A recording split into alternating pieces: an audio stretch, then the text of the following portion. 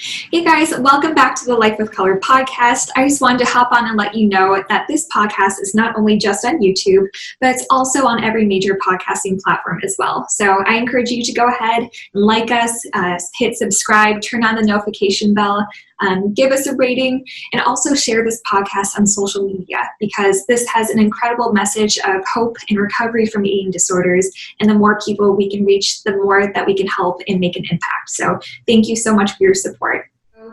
Hi everyone, and welcome back to the Life with Color podcast. I'm your host, Katie Noyet, and today I'm joined with Karen Ovesen. How's it going, Karen? I'm good. A little bit stressed out. Yeah. Starting university, but otherwise good. Good. Glad to be here. And you go ahead and introduce yourself a little bit and say what program you're going into. And Sure. Yeah. So I'm 22. I've grown up in Denmark. Been here almost my entire life. I started out studying languages and art, but then figured out that I wanted to pursue physics. So that's the program that I'm entering. And besides that, before starting high school, I was in Argentina for a year as an exchange student, where I really got to ignite my passion for travel. And then after high school, I wanted to do a lot of travel again. So I went on this big, almost around the world journey before Corona took a knife to it. Cut that off, But yeah, so that's me. Yeah. And I'm living in Copenhagen. Yeah. Since Sunday. So there's a lot going on right now too. And also just to kind of hop on top of that too is that I'm about to start grad school as well. So just a quick announcement is that the Life with Color podcast is going to kind of slow down a little bit. It will just be once a month. And then in the future, I think maybe it will go a little bit more regularly. That's just a little update for you guys, and thank you for following along with this journey as well. But today we're going to be talking about body image, and I kind of prepared a few different points. They're from the National Eating Disorder Association, and so just a little bit of background on body image. So body image is defined as one's thoughts, perceptions, and attitudes about their physical appearance. So when you look at the mirror and you ask yourself, like, how do I feel when I look at myself? How do I feel about my height, weight, body, that kind of thing? That's what body image is. When you have a positive body image, you have a clear, true perception of your shape, and it basically is that you're comfortable in your skin. And then negative body image, basically you have feelings of shame, anxiety, and a little bit of self-consciousness in regards to one's body. So individuals with high levels of dissatisfaction are more likely to suffer from feelings of depression, isolation, low self-esteem, and also eating disorders. Finally, there's no single cause as to why one develops an eating disorder, but researchers agree that body dissatisfaction is the best known contributor to anorexia and bulimia. And what's interesting with body image too is that, no matter where you are in the world, the society that you live in can be a huge contributing factor to how you feel about what you look like and how you feel about where you are in your skin. And of course, when one has bad body image, that doesn't necessarily mean that one has an eating disorder, but body image affects us all. And you're going to talk a little bit about your journey with body image and how traveling has kind of played a factor in how you have learned to be in your body. So you're from Denmark. What type of societal ideals are there in Denmark when it comes to looks and appearance and all of that? So the Danish culture is very perfectionistic, I would say, in terms of pretty much every single aspect in your life. So besides you need to have a good social life and work life, you also need to set a certain standard when it comes to your appearance. I've heard a lot of people saying that walking around the streets of Denmark, it almost looks like people are just walking out of magazines in terms of their appearance. It actually does. Yeah, it does look like that. So just that very standard, like, and with girls or women, imagine somewhat similar to as the beauty standards in the US as well. Definitely. But what's interesting in Denmark too is that you want to do it in an effortless way. So girls can spend a lot of time on their appearance, getting ready, but the look is, it's natural. Like, I didn't do that much. It's like chic casual, casual where you look like like well-rounded. And, And there's another thing with Danes too. Danes kind of fit into that traditional box of what Western society considers beautiful. So white, blonde hair, tall, blue eyes, all that. Yeah. And which we know that's complete crap, and it's not the right way to go about the world too. But I think there's a lot of pressures growing up in the society maybe, and also when I was an exchange student and seeing people look a certain way too, it kind of made me compare and think what maybe I need to look a certain way, or maybe I need that. So can you share a little bit about what it was like growing up in Denmark with those influences and how that impacted your body image? Yeah, definitely. So I honestly can't remember when I started to feel bad about my body, because it happened so naturally almost. It's just happened. And it was just a part of my everyday life. I would constantly think about what I was eating. I would be very aware of how I was in public. So if I was sitting a certain way, I would like cross my legs to make it look skinnier, and constantly be aware of stuff like that. Yeah. And then also as I grew older, people would also point stuff out, not just me personally, but also with themselves. So one of my best friends, I remember we were walking home from school one day, maybe when I was 13, 14, and she was like, "Oh, I hate my arms." And I remember thinking like, "Oh, is that a thing that I need to worry about?" Because I worry about my arms? Yeah, I thought it was everything. Yeah. So it came gradually, and I would say that though I've never had any certain behaviors in terms of eating disorders, when I've explained my thought patterns to friends who've had bulimia or anorexia, they can recognize it, and they're like, "Oh, that's what we were going through as well." So I've definitely been sliding along the lines of it, but I've always luckily kept my distance. Yeah. I think you've touched on something kind of interesting as well with, I think women in particular have a lot of pressures to look a certain way too. And I think of the movie Mean Girls. There's this one scene with the plastics, or this group of it girls basically, and they're staring at the mirror and they're complaining about how they look. They're like, "Oh, my nail beds suck, I have man shoulders," and they're just listing all these things that could be wrong. And the main character, she was from, they just said Africa. I don't know if they ever specified which country in Africa. But she apparently did have those influences that you have to change yourself. You have to do this in order to be accepted. I think she had bad breath in the morning was her answer. Yeah, and she was like, "Well, I have really bad breath in the morning." And it was, for them, they were all startled, like, "Ew, like why would you say that?" But I mean, for her, it wasn't a natural thing to degrade oneself and say that, my nail beds are the worst. And I mean, how limiting, how sad if you have to pick apart your body in order to be accepted. And I was listening to another podcast the other day, and they were mentioning how it's kind of this patriarchal system where women are meant to focus on their looks, and they get up earlier so they can do their hair, their makeup, or whatever, spend time looking effortless, whatever society it is.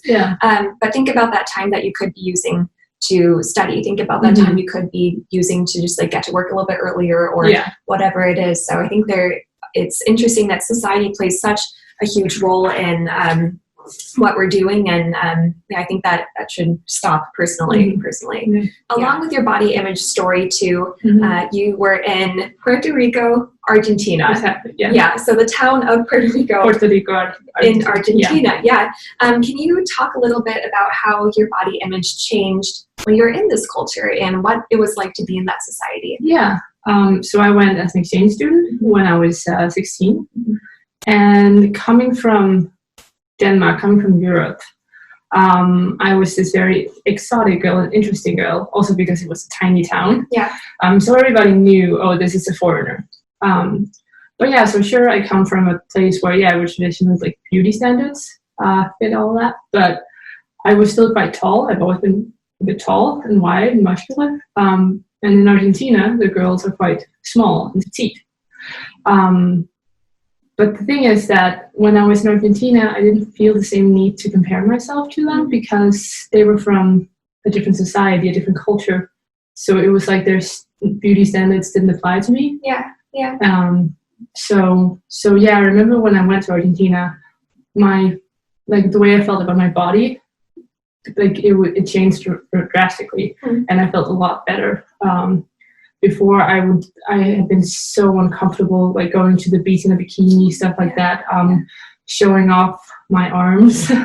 But where I lived in Argentina, I lived in the northern part of the country, so it was hot as hell. Yeah. So I had to show your arms. I did, yeah.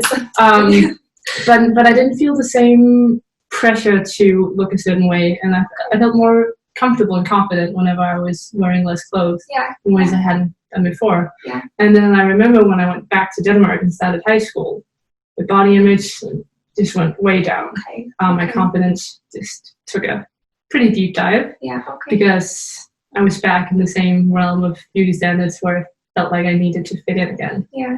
Yeah. I imagine it was kind of tough to go back from feeling kind of on top of the world and having all this uplifting positive energy too. And you also had a mentor who kind of helped you when you were in Argentina as well. And she had a cool stance on it. She didn't focus on appearance. She focused on like happiness and what you were doing. This was it was this American woman that I met who lived there. Yeah. And she kind of took me under her wing, and we would talk for hours. And sometimes when I came to her house, she would just look at me and be like, "Oh, you look amazing." And I hadn't done anything special. It was just because I was just happy when I was there, and she could tell. And I actually gained a little bit of weight when I was there because that happens to a lot of exchange students. Yeah, it does. I think you had the same experience. Yeah. But even so, like, I still felt comfortable, and so it was amazing to have a woman like that who didn't put your value and your beauty wasn't in terms of how your body looked, but it was just the person that you are. Like how you're feeling, and if you're in a good place, and exactly having a good mentor in your life who also kind of squashes beauty standards and like kind of stands against it as a counterculture is so important, especially for like young girls and women to see that your worth is not tied to your appearance, and that does not matter at all. Definitely. And from there, you also have done a lot of international travel. You lived in New Zealand. Yeah. You have explored the US, Eastern Europe, Central Asia. You've been basically all over the world, and you've done a lot of solo travel too. Yeah. Can you speak a little bit about that experience just to kick it off? Sure. So ever since I got back from Argentina, I just love to travel. Mm-hmm. And as much as I also love to travel with other people, there's just this certain freedom by traveling alone. Okay. And you don't really get lonesome because you meet people along the way. Mm-hmm. So it's really just this really fun but also empowering thing because sure, it is a challenge. It's just you need to figure out how to survive, basically how to get on from day to day. But it's really fun, and it does wonders for your confidence as well. Okay. Yeah, I can imagine. I've never done any solo travel. I've always been with a group or with a partner. Mm-hmm. But I bet the amount of like street smarts and the confidence you get from being able to navigate on your own and to, be self-sufficient, because you're depending on yourself, and also your safety is kind of dependent on knowing your surroundings, knowing what you're doing, and just being sharing yourself too. How did that affect your outlook on your body and that kind of thing? So I'm vegan. Yeah. I've been vegan for 5 years now, since I got back from Argentina. Yeah. But whenever I travel, I still try to eat vegan when I can. Mm-hmm. But otherwise, I do eat vegetarian as well. If I'm living with someone where I don't want to have them cook something specially for me, or if I'm traveling with somebody, I don't want to be a burden. I don't want to be the one driving us to specific places.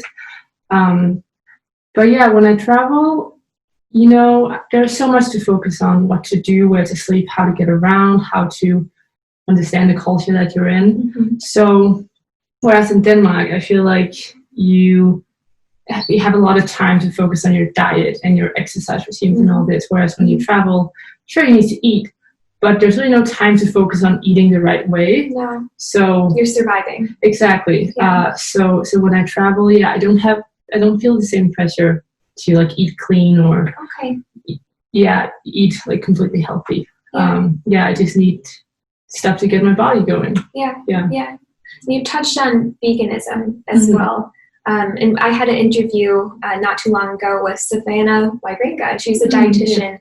and she was speaking a little bit about veganism. And I think when people have a history of having had an eating disorder, being vegan it can be a little bit problematic when you're cutting out major food groups. So what she said is that if you're doing veganism correctly, you should not be losing anything. You can do it in a way that's healthy and sustainable, and also like socially sustainable in a way that, of course, your reasons are because you care for animals and the environment. I made the switch 5 years ago. Yeah, I can definitely see how it can be problematic. But yeah, my reasons for going into it, they were never it never concerned my body in any way. That's great. That's great. It was other factors. So for me, actually, it's actually in the beginning it was quite helpful to focus on my eating habits, not as a way for me to look a certain way or live up to a certain lifestyle, but just me doing what I thought was right. So having that switch, it was not about societal standards, because a lot of people were also rejecting me because of it, because it was difficult in the beginning. It was just eating in a new way where it didn't have anything to do with my body size. Yeah.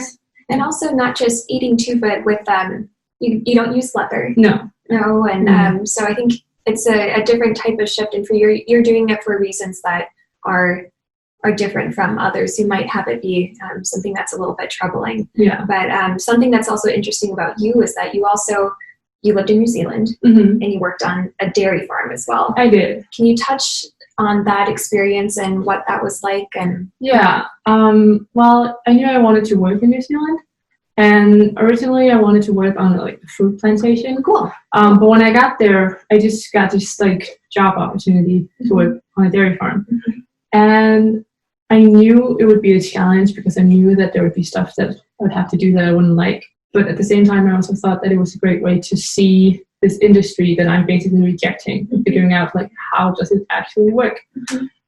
So it was such an impactful experience. Some days I would cry because I would feel so bad about some of the stuff that happened. But at the same time, it was a wonderful community as well, and it was.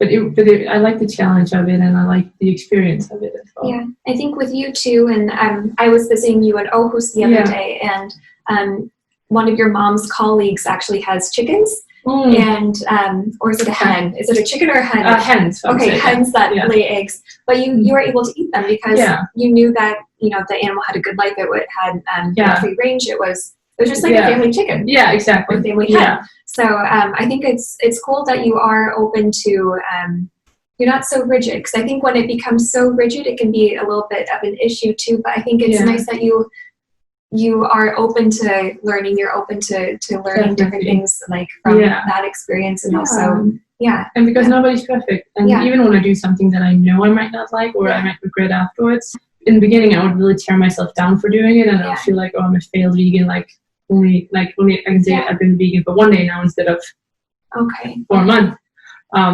But that has changed because in the end, no one's perfect, and you can't really beat yourself up about every single mistake that you think you make. And that's really important to touch on as well, because I know today's episode isn't revolving around eating disorders, but a lot of people who struggle with an eating disorder have all or nothing thinking, where it's like they're so good, they're eating the correct foods, and the second that they slip and eat something that they don't think is correct, then they're like, I'm a failure, I'm the worst. And I felt like that in the beginning before I went vegan. It was all about whether or not it was healthy or clean or whatever that crap is. I can't remember exactly what the word we used back then, but and then when I became a vegan, it was kind of a mix, but also if I messed up and had some chocolate with milk in it or something. You're kind to yourself. I am now. It's taken a few years to learn that, to let that control go. And with body image and traveling too, with being in New Zealand, with being all over the world, doing the solo travel, how have you learned to love your body, and how has that process been for you? So, like I told you about Argentina, how when I was there, I didn't feel like I needed to live up to those beauty standards. The same goes when I travel to other countries, when I travel in general. Before I went to New Zealand, I was in Australia, and I was traveling down the coast with a friend of mine, and this is, just like beach heaven. And like girls in bikinis. And I remember like I could definitely feel some of that old stuff coming back, but not at all in the way that I was afraid would happen. Like I thought it would be a lot worse. Okay. So yeah, no, so it's not perfect, but I feel better when I'm traveling. Because yeah, I don't have time to focus on it. And then also when I travel or when I do stuff that I care about, whether it's when I'm outside of Denmark or at home, I try to place my value not on how I look, but what I do. So for instance, in terms of like body image, when I travel, I like to hike a lot. So that's where I get my like the comfort in my own body. Yeah. Like I can climb a mountain. I have like strong thighs, a strong back. I can carry my own gear, food for a week and carry that up a mountain. And you have the energy to do it. Exactly. And the mental clarity. Yeah, and the strength to do it. So I think, those two combinations of putting my value not on my looks, but on what I do and how I spend my time. That's so important. Yeah. What about journaling? Because I think when I was an exchange student and when I lived with your family, you were journaling a lot. Yeah. And you were writing a lot. Yeah. Do you journal when you go backpacking, when you go traveling? Oh yeah, I always have my journal with me. And an interesting thing is that for the longest time when I had bad body image when I was younger, that was like the one thing I couldn't bring myself to write about. Yeah. I could pretty much write about anything else, but I remember feeling very much ashamed writing about that. So I can't remember exactly when I started to write about it, but I do remember like being very aware of it. Like, oh, like I'm writing this down now, so like it's real. It's not just in my head. This is happening. Yeah. So yeah, finally admitting it to myself that I had a problem and that the problem wasn't that I didn't look a certain way, but that my thought patterns were unhealthy. Yeah. And did journaling help you through that process too? Yeah, because in the beginning it was also difficult for me to speak to a friend about it. Okay. So my only way of really communicating about it was by writing. And then later I gained the confidence to share it with friends. Yeah. And now I'm sharing on the podcast as well. Yeah. Well, journaling is a really good self-care tool too. And something on top of that, what you do is you write a lot on your blog. Can you share a little bit about your blog too? What it's called, where people can find you, that kind of stuff? So my blog is called KarenTravelingTheWorld.blogspot.com. Traveling with 2 L's. I went the British way of spelling that. Traveling. Yeah. And then I also have an Instagram, and my name is Karen Without Photos. So the reason for my blog, I started my blog back in Argentina, and then I kind of left it alone afterwards. But then I decided that, it was a good thing to have to write about my travels, because I ended up doing a lot of long distance travel and went away for long periods of time. So it was a good way to keep people posted. And as to why I do it on the blog and not Instagram per se, not only because I just love to write, so there's that, but also because I remember feeling really shitty about myself whenever I post on Instagram, because Instagram was definitely also a contributor to me feeling bad about myself, not only in terms of body image, but also just seeing a lot of travel photos and not being there doing that would also lower my self-esteem quite a lot. And I didn't want to be a part of that. I decided to delete all my photos. At one point I tried to go back and post again. Also changed my name, so I changed it from Karen Without Photos to Karen Photos, and then changed it back again, because I couldn't find a way where I was comfortable sharing photos like that. That's just me personally. I know that you can definitely do it in a way that's good and empathetic and not just showing off. But for me, I feel like if people want to see what I'm doing when I travel, they can go to the blog, and there's a link to that. There's a link in my Instagram as well. So and with Karen Without Photos too, it kind of reminds me of the law of Janteloven. Basically, the law of Janteloven, it's like, I'm no better than you. You're no better than me. In Denmark, there isn't this hierarchy of, classes. It should be that, an intern can talk to a CEO, and it should be a normal type of conversation, that kind of thing. And I have actually a few of the the laws written here. Go for it. Have you ever seen them before or heard of them? Maybe once or twice. They're kind of mean. Okay, I can imagine. Number 1, there's 10 of them. It goes, you're not to think you are anything special. Yeah. 2, you're not to think you are as good as we are. You're not to think you are smarter than we are, better than we are, that you know more, that you are more important. So basically, it's this way to kind of like make people humble. Yeah. And to make them feel, they don't have to want anything else. You know, it's this, we were talking about this actually before we started recording with in the US, you're always trying to get like the biggest, best thing and kind of like outshine people, and it's very individualistic. But here in the Danish society, it's better to, live cohesively. It's better to like have an area where you can support others and also not think you're better, not think anything but that you are on the same playing field. So and what are your thoughts on this law of Janteloven, and how has that influenced your life? Well, the thing is that it's one of those things that's happened as I've grown up, and it's only when I've gotten older that I've learned that, like, oh, it has a name. Yeah. But no, I really like the simplicity of it, and it's just, you're living your life for yourself and not for others, basically.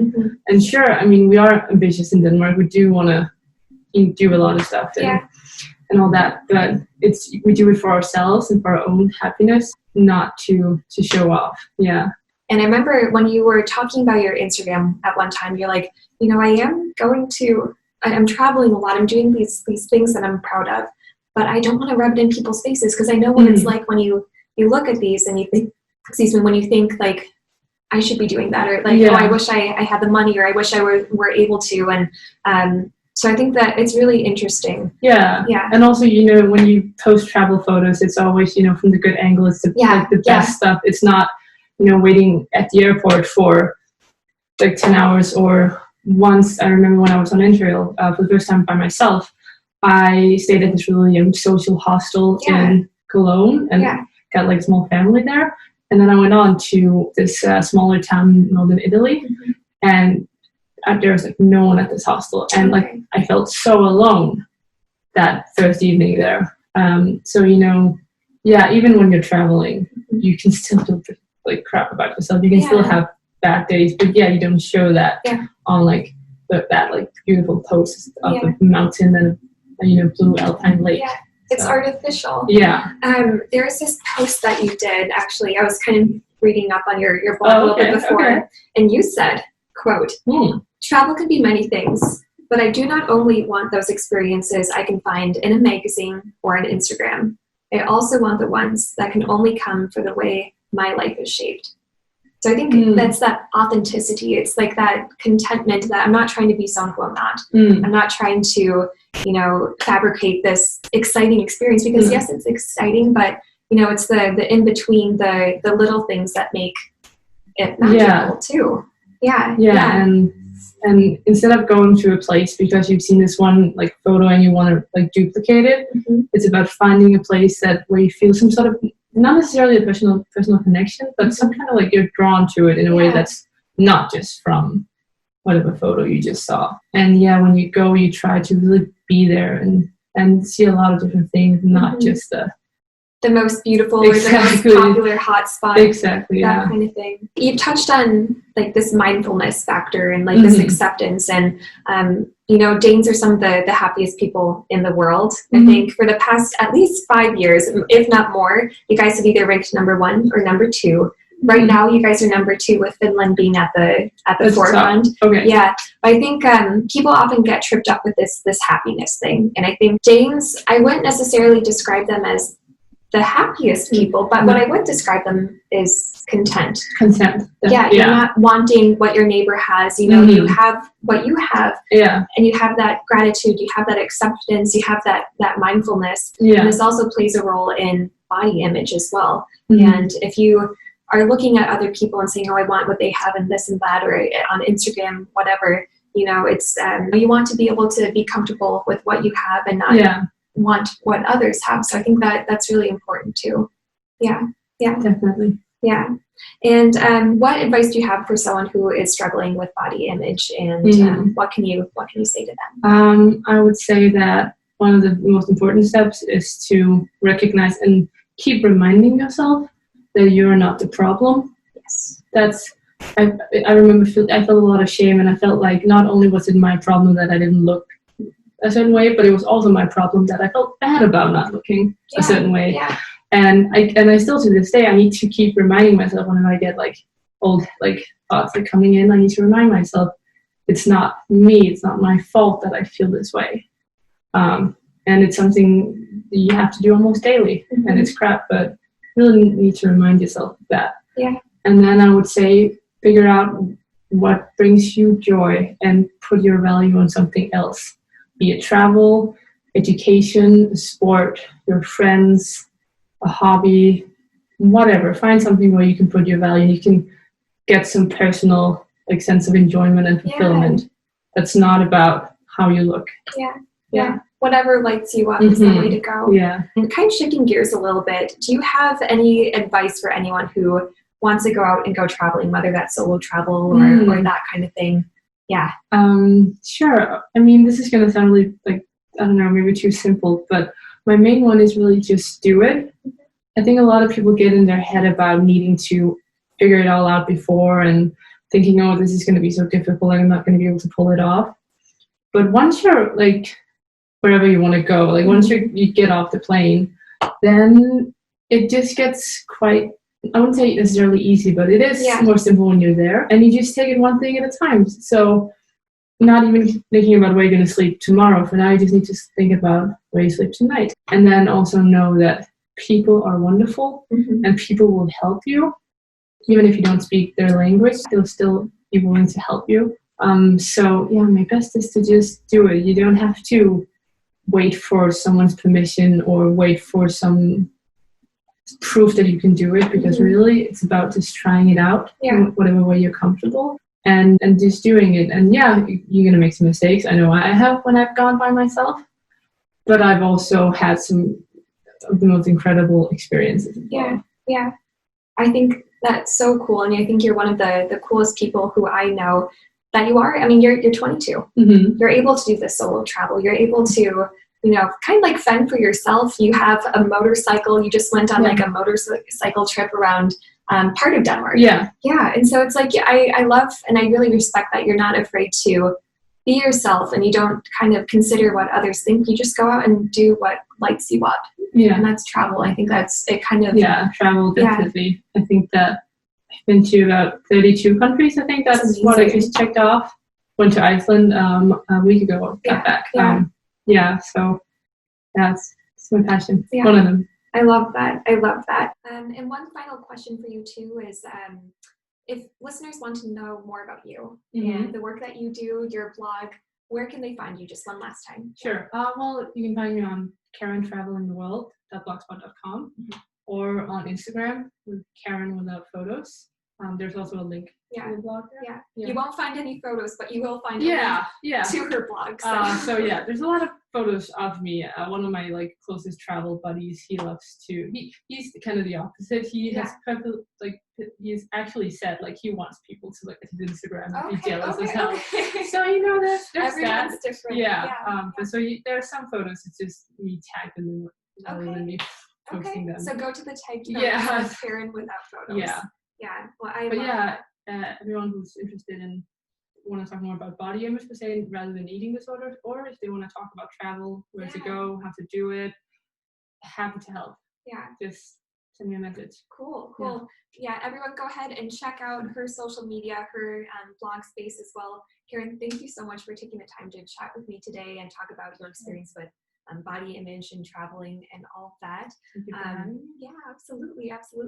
And again, one last time, you guys, moving forward, it'll just be going once a month, the first day of every month. So again, for all of you guys who have been following along, thank you so much. It means the world to me, and I hope that there have been some good messages along the way. But overall, thank you so much for listening to this episode. Thank you for being here, and we'll see you next time. Bye.